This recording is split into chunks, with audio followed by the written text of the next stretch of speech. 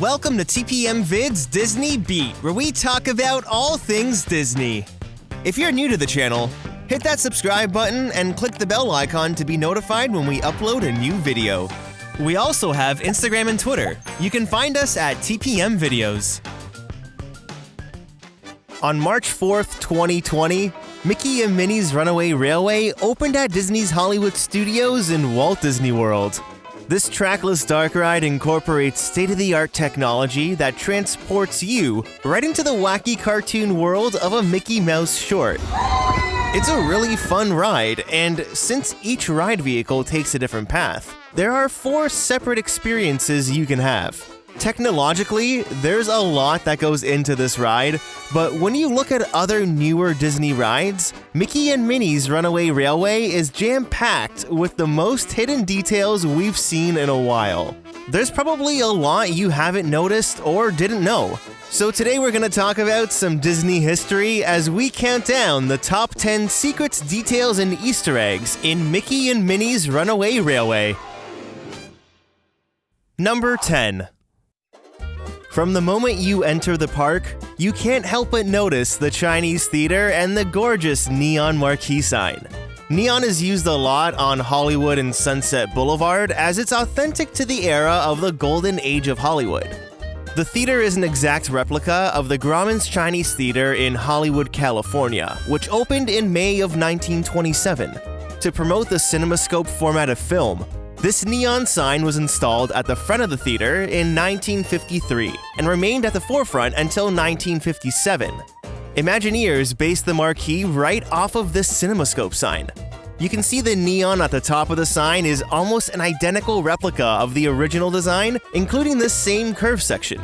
Imagineers used pink, yellow, and turquoise colors as were seen on the original sign as well. So it's fun to know that the authenticity of the Chinese theater continues right into the new marquee sign for Mickey and Minnie's Runaway Railway. Number 9.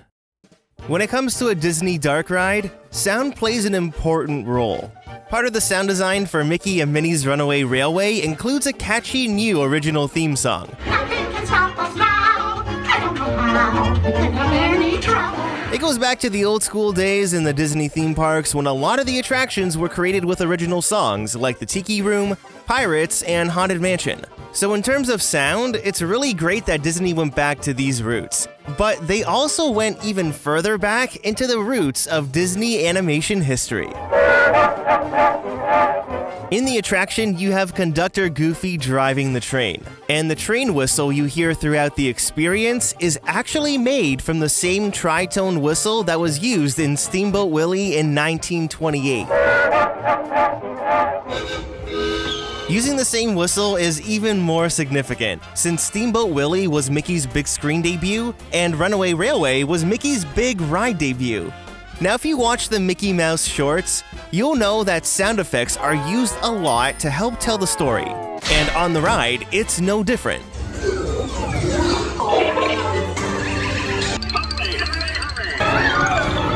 Some of these sound effects are actually the original sound effects created by Jimmy McDonald for the shorts in the 1930s. In addition to the existing sounds, Imagineers created some new sound effects using his original equipment from the archives. So there's a lot of Disney animation sound history right here in this brand new ride. Number 8. One of the most impressive illusions and my personal favorite can be found in the pre-show. So, the pre-show is the premiere of the brand new Mickey Mouse short called Perfect Picnic. Now, if you want to avoid what I think is a spoiler, then skip ahead to the next segment. When you enter the screening room, there doesn't appear to be any other way out other than the way you came in. You then realize that you're able to step right through the screen and into the cartoon world. Excuse me, you lady. Who, me? Do you mind helping these good people in the cartoon while I fix this here locomotive? So, what's the secret? How does Disney do this? Well, the illusion is masked by the smoke with a few different simultaneous movements. First, you have the screen itself pulling upwards to reveal the hole. While that's happening, the bottom black portion of the base opens horizontally, revealing the jagged edges on the side. The smoke mainly covers this horizontal movement. Then lastly, the edges of the screen curl up, and it's time for you to walk through the screen and into the zany adventure of Mickey and Minnie's Runaway Railway. It's truly a portal into the Disney magic. Number 7. Before Mickey and Minnie's Runaway Railway, the Chinese Theater was home to the Great Movie Ride.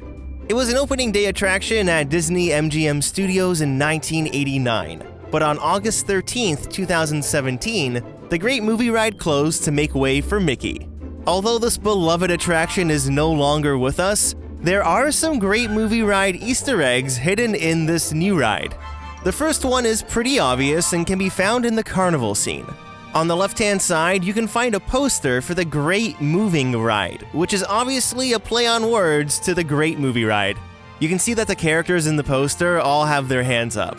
Without a doubt, that's a little reference to the Footlight Parade scene with the chorus girls. But that's not the only Easter egg in the ride. In the same scene, you encounter a twister. In the Great Movie Ride, just before you approach the Wizard of Oz scene, there was a video of Sorcerer Mickey, but it was supposed to be the twister scene from the Wizard of Oz. The outline of this black silhouette is actually a twister, but due to licensing rights, Disney was only able to use 3 minutes of the film's dialogue, which was all taken up in the full show scene. So this twister could very well be a reference to the extinct attraction. And if that wasn't enough, once you exit the carnival scene, you'll see this twister on the left-hand side. Amidst the debris, there's a mailbox, and on the mailbox it says, "No place like home," which is a line from the Wizard of Oz.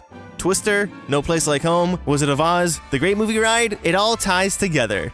I did try to take a photo of the mailbox and failed miserably, as you can see right here, but when you're riding it in person, it's much easier to spot, I promise. Number 6.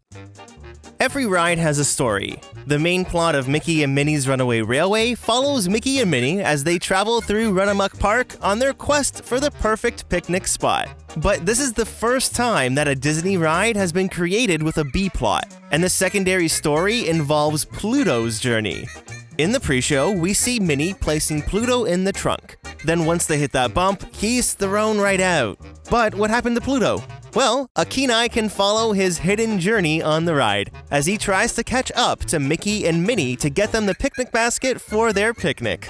After the pre-show, the first time we see Pluto is right here in the carnival scene with the basket in his mouth. Things are still calm. If you aren't on one of the right cars, you'll probably miss it, but as you make your way through the twister, you'll definitely see Pluto wrapped up here in the mayhem.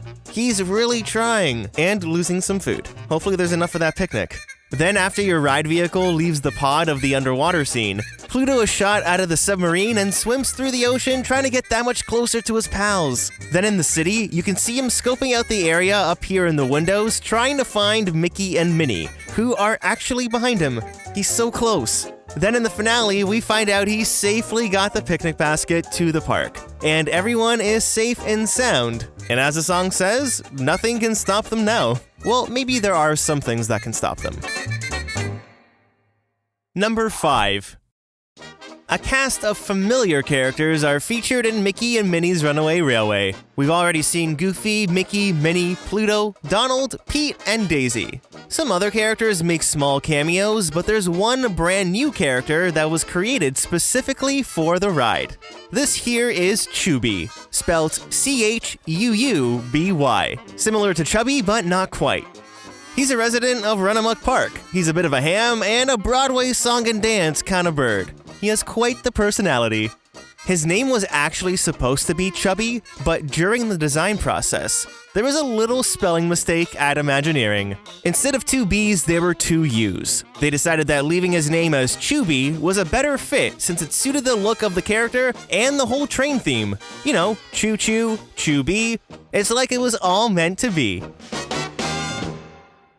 Number 4. Without Mickey Mouse, there wouldn't be this new ride, and even though he's already front and center, Imagineers still hid many Easter eggs pertaining to Mickey's history. Starting at the beginning, one of the most noticeable details is the year 1928 found in the opening scene of the ride. This represents the year Mickey made his big screen debut in Steamboat Willie in 1928. Now, many people associate Mickey Mouse with Walt Disney, but Mickey was actually drawn by Works, and a tribute to him can be found in the city scene. If you look to the right at the sewer tunnel, you'll see the iWorks and UWorks waterworks, which pays tribute to iWorks. Then in the same scene, as you're about to enter into Daisy's dance studio, there's a newspaper stand on the left with a cover that reads Oswald Wins. In 1927, Walt and Ub created Oswald the Lucky Rabbit, but they didn't have the rights to the character since he was created for Universal Pictures. Walt needed another character, and then Mickey Mouse was born. Another Mickey Easter egg is this French phrase here on the building which reads Maison des Sourds.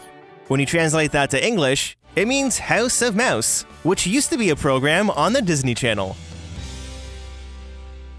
Number 3.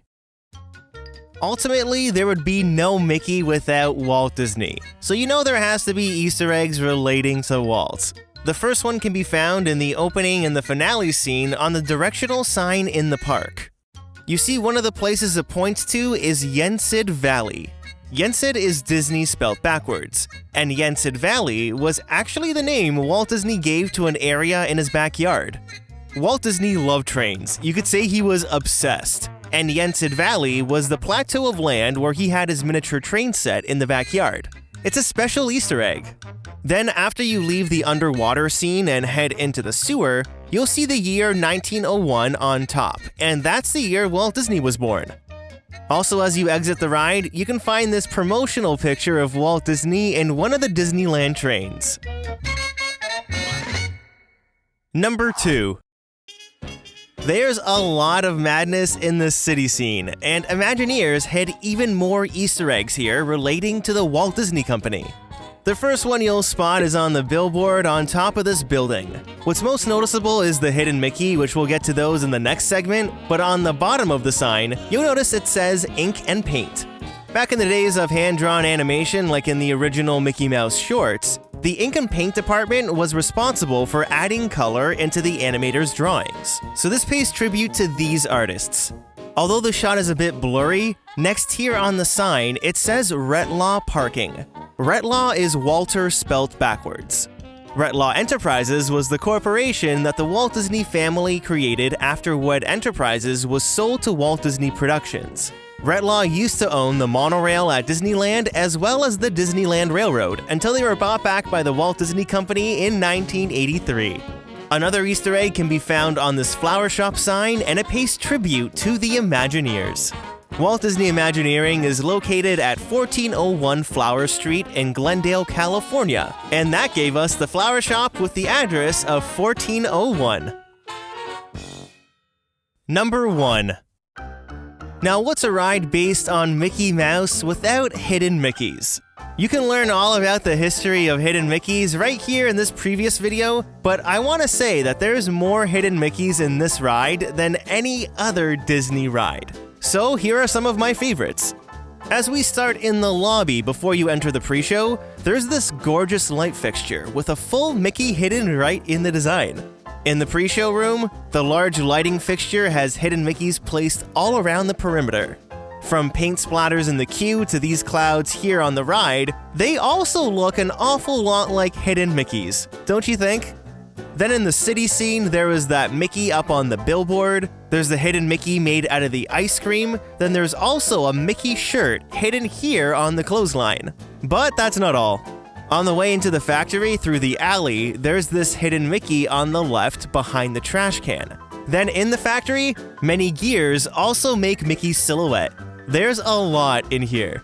And finally, with the finale, all the fireworks are hidden, but not so hidden Mickeys as well. So the moral of the story with this ride is to keep your eyes peeled, cause you never know when you'll see the mouse or any of the other hidden details and Easter eggs in Mickey and Minnie's Runaway Railway. So what are your thoughts on this new Disney ride? Do you think it was worth losing the great movie ride for Mickey and Minnie's Runaway Railway? I'd love to know.